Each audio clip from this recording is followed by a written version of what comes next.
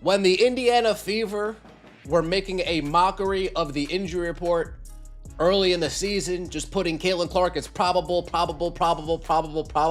There is a brutal, undeniable reality about the Indiana Fever front office that they desperately try to hide from every single fan who shows up, buys a ticket, and invests their heart into this team. The Indiana Fever organization, the front office, the coaching staff, the people making roster decisions, have been failing Caitlin Clark at every single turn. Caitlin Clark is listed as probable right now, coming back from a back injury, and the entire conversation around this injury report has exploded because of what the Fever have done to make that word, probable, completely and utterly meaningless. And that is not even the worst part of today's story. Aliyah Boston is listed as questionable with a right lower leg issue. And Justine Pissott, a young player with a real future, just got released by this organization, and the fallout from that decision has gone absolutely nuclear.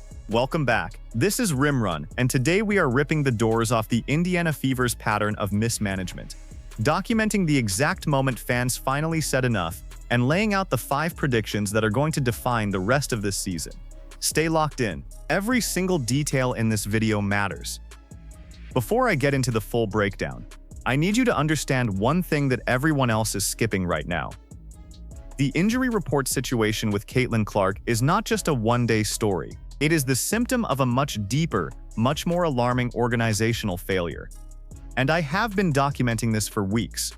I made a video on this franchise's player management issues just recently, and I told you then that this was a ticking clock. I want you to stay with me through this entire video, because at the 9-minute mark, I am going to lay out the most important piece of this whole puzzle. The one detail about Kelsey Mitchell and this coaching staff's decision-making that nobody on television is willing to say out loud.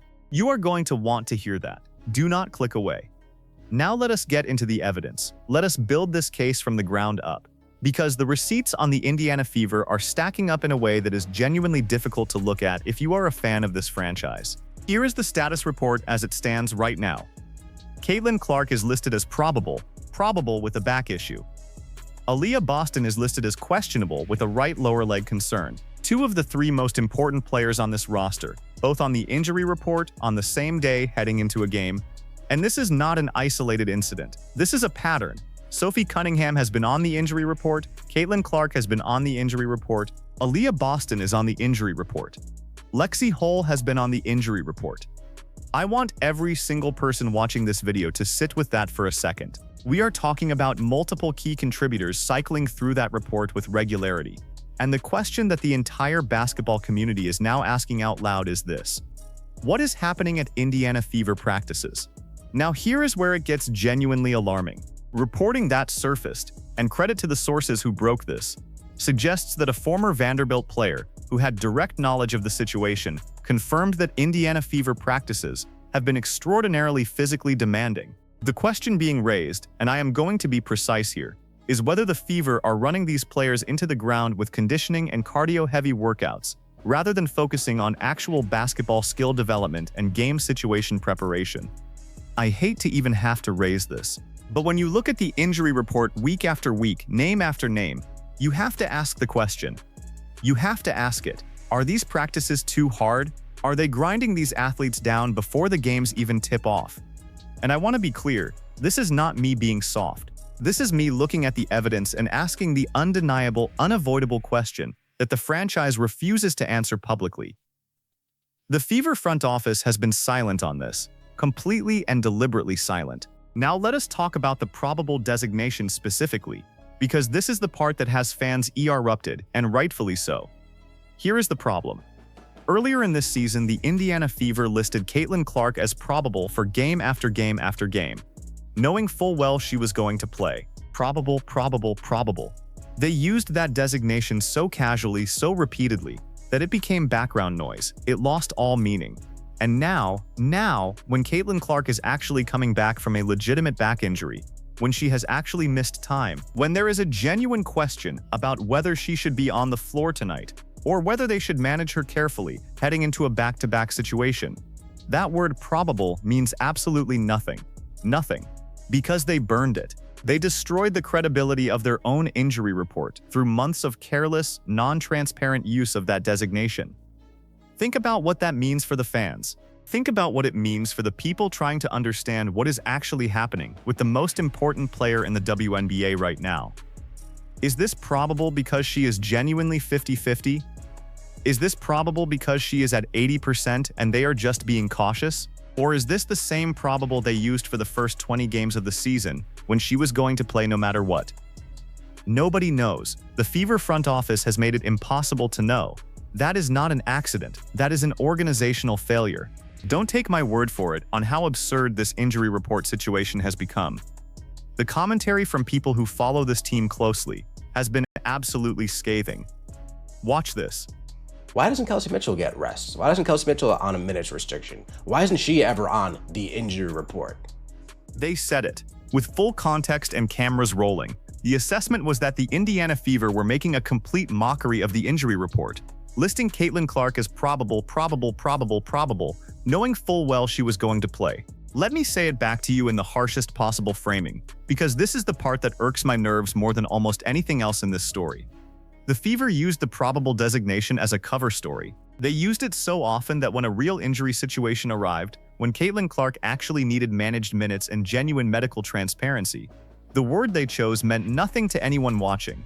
They had already spent it. They had already burned every ounce of credibility that designation carried. And now the fans, the media, and frankly the players themselves are left guessing. That is not how you run a professional sports franchise. That is not how you protect your most valuable asset. That is sabotage by negligence, and I have been documenting this pattern for weeks. The receipts are in my previous videos, and I am telling you, this is not new. This has been building. Now let us escalate this frame, because the injury report situation is only the first layer of what is wrong here. I need to walk you through 4 specific dimensions of this problem, because each one is more alarming than the last. Let us start with the tactical failure, the specific concrete decision-making that has put this roster in the position it is in right now. The back-to-back situation is the clearest example of the Fever's baffling roster management. Right now, with Caitlin Clark listed as probable coming off a back injury, and with Aliyah Boston listed as questionable with a right lower leg issue, the Fever are facing a back-to-back, a game tonight followed by a game against the Phoenix Mercury tomorrow. And the reporting suggests, and this is the part that should make every Fever fan genuinely furious, that neither Caitlin Clark nor Aliyah Boston is likely to play both games. You are going to get one or the other on any given night. You are going to get Clark tonight and sit Boston, or you are going to get Boston tonight and manage Clark's minutes, and then flip it tomorrow. That is the reality of where this roster is right now, and the question that demands an answer is this: how did we get here? How does a franchise with Caitlin Clark on the roster, with championship aspirations, end up in a situation where they cannot play their 2 best players on back-to-back nights because the training staff and the coaching staff have not kept these athletes healthy? That is not a coincidence. That is not bad luck. That is a management failure. That is sabotage of the team's own potential, executed slowly over the course of a season by the people who are supposed to be protecting these players. Now here is the part that makes this even more maddening. And I want every single person watching this video to pay close attention, because this is the detail that nobody is talking about. While Caitlin Clark is on a back restriction and Aliyah Boston is questionable with a leg issue, there is one Indiana Fever player who is never on the injury report, never on a minutes restriction, always playing the most minutes on the floor. And that player is Kelsey Mitchell. Now I want to be careful here, because I am not criticizing Kelsey Mitchell. Kelsey Mitchell is a talented basketball player. But here is the brutal, undeniable irony of this entire situation. Kelsey Mitchell is the one player on this roster whose body we already know has a documented history of breaking down under heavy workload.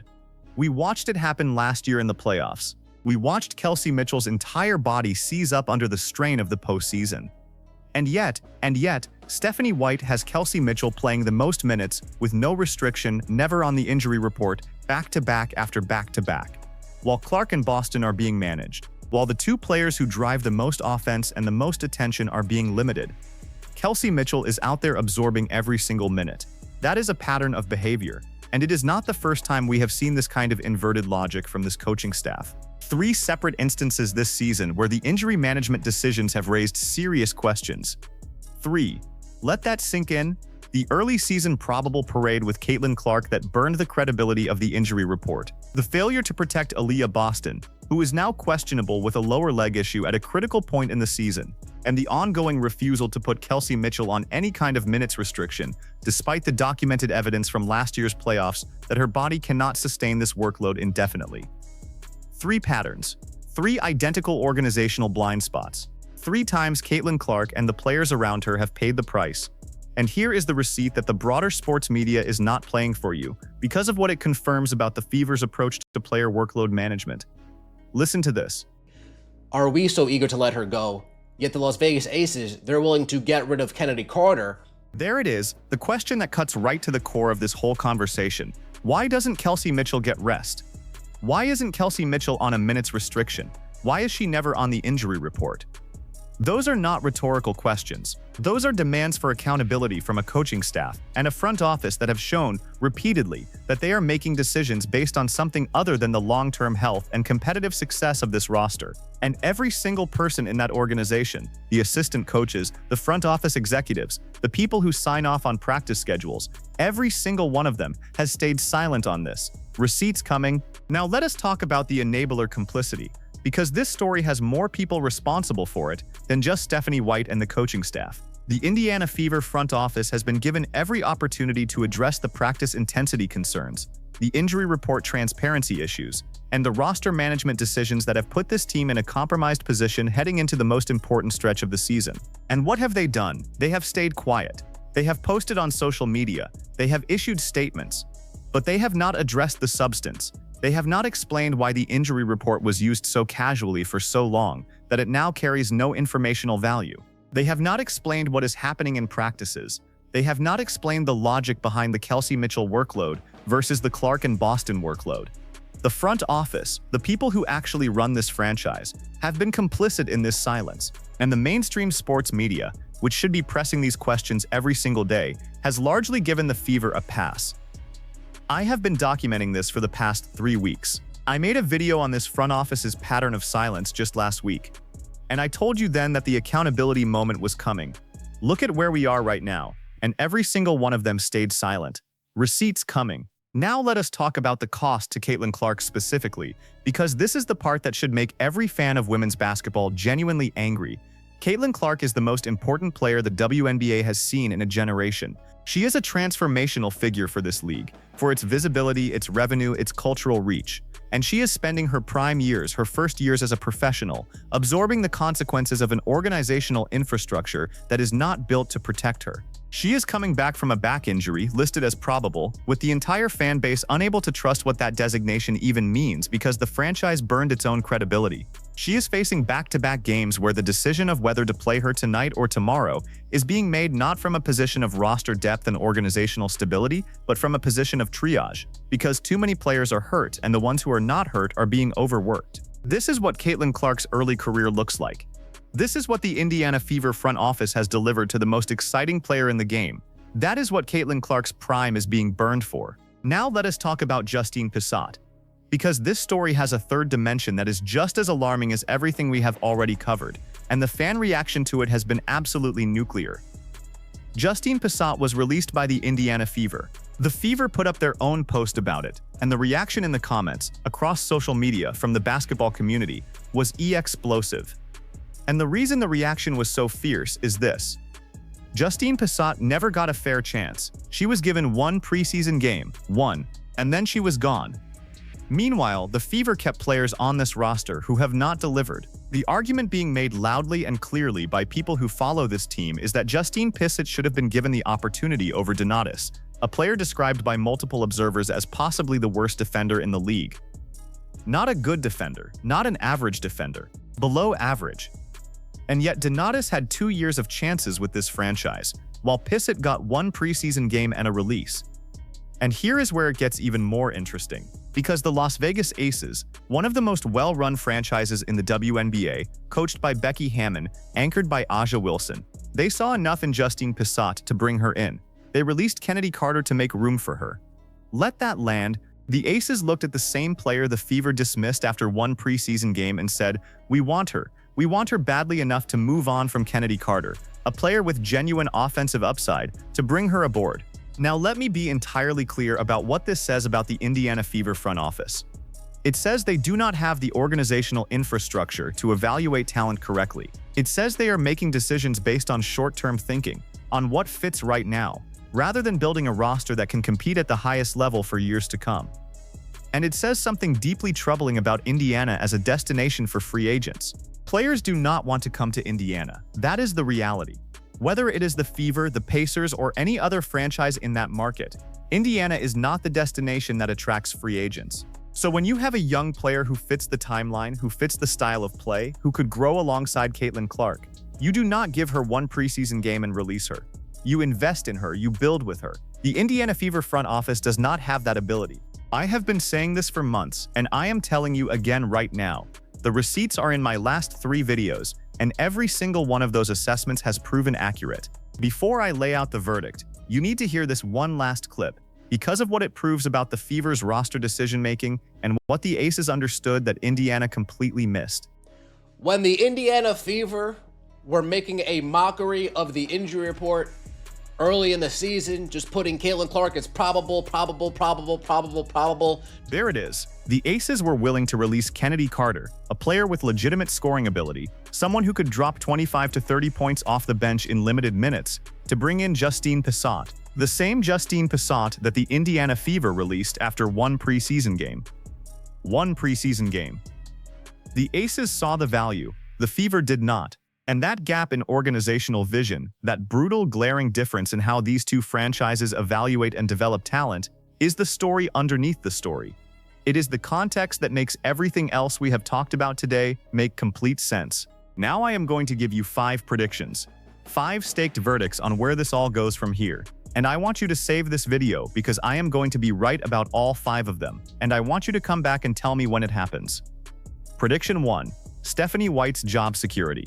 If Stephanie White is still the head coach of the Indiana Fever by the end of this season without a significant course correction in how this roster is managed, without a transparent accounting of the practice intensity concerns, without a coherent explanation for the injury report credibility problem, without a visible change in how Kelsey Mitchell's minutes are handled, then the front office has failed this franchise at the most fundamental level.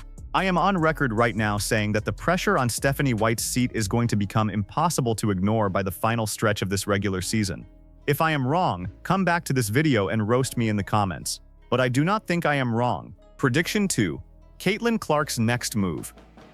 Caitlin Clark is going to have a defining performance in the very next game she is fully healthy and unrestricted.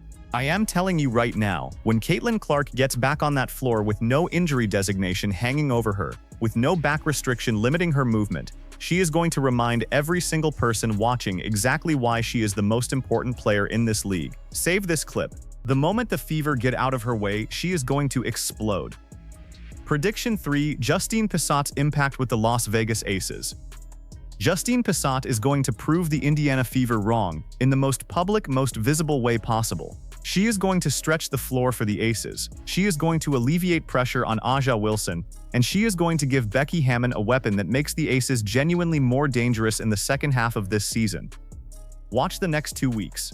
The moment Pissott starts contributing in meaningful minutes for Las Vegas, every single person who watched the Fever release her after one preseason game is going to feel it.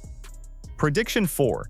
The practice intensity story is going to break wide open. The reporting that has already surfaced about Indiana Fever practice conditions is not going away. League sources are going to continue floating this story, and I believe a credible outlet is going to run a full piece on the Indiana Fever's training and conditioning approach before the season ends. The Vanderbilt player report that has already circulated is just the beginning. When the full picture comes out, the conversation about why this roster cannot stay healthy is going to change completely. Mark this video. Prediction 5. The season outcome for the Indiana Fever. I am going to say this clearly and I am going to stand on it. If the Indiana Fever cannot get Caitlin Clark and Aliyah Boston healthy and on the floor together consistently, if the back-to-back management situation continues to limit what this team can do, the Fever are going to fall short of where their talent level says they should be. They have the pieces. They have Caitlin Clark. They have Aliyah Boston. They have Kelsey Mitchell. But organizational mismanagement is a ceiling, and right now that ceiling is low. I believe the Fever's season ends earlier than it should, in a playoff series that they had the talent to win but not the organizational infrastructure to execute. That is my verdict. Come back and tell me I was right. And here is the closing image I want to leave you with. Caitlin Clark, right now, today, is doing everything that is asked of her. She is coming back from a back injury. She is listed as probable. She is showing up. She is preparing to compete. She is carrying this franchise on her shoulders while the front office makes decisions that make her job harder, while the coaching staff manages minutes in ways that defy logic, while a player who could have been her long-term teammate gets released after one preseason game. Caitlin Clark is doing everything right. The organization around her is doing everything wrong, and she is still showing up, still lacing up, still probable, and still the most compelling player in women's basketball. That is not a small thing. That is everything. My apologies. I just get so passionate when I see a player of this caliber being let down by the people who are supposed to have her back. It genuinely irks my nerves to document this week after week. But that is exactly why we are here. That is exactly what Rimrun is for. Now here is what I need from you. Drop your most honest take in the comments right now. Is the Indiana Fever front office the single biggest obstacle standing between Caitlin Clark and a championship, yes or no? Pick a side, defend it. I want to see the full debate playing out down there. And while you are in the comments, save this comment right now. Justine Pissott is going to outperform every expectation the Indiana Fever had for her, with the Las Vegas Aces, before this season ends. If I am right, and I will be right, come back to this video and tell me. If I am wrong, roast me. I can take it. And tag the friend who keeps telling you the Indiana Fever are just one healthy roster away from being a legitimate title contender. Make them watch this video. Make them sit through every single detail we just covered, and then ask them if they still believe it. And here is what is coming next on Rimrun. Tomorrow we are going to break down the full Kennedy Carter situation with the Las Vegas Aces, what it means for their championship window, what it says about Becky Hammon's roster vision, and whether the Aces just made themselves more or less dangerous by making this move. If you are not subscribed, you are going to miss it. Hit the bell right now. Do not let that one go by without you. This is Rimrun. We will see you in the next video. Why doesn't Kelsey Mitchell get rest? Why doesn't Kelsey Mitchell on a minutes restriction? Why isn't she ever on the injury report? Are we so eager to let her go? Yet the Las Vegas Aces, they're willing to get rid of Kennedy Carter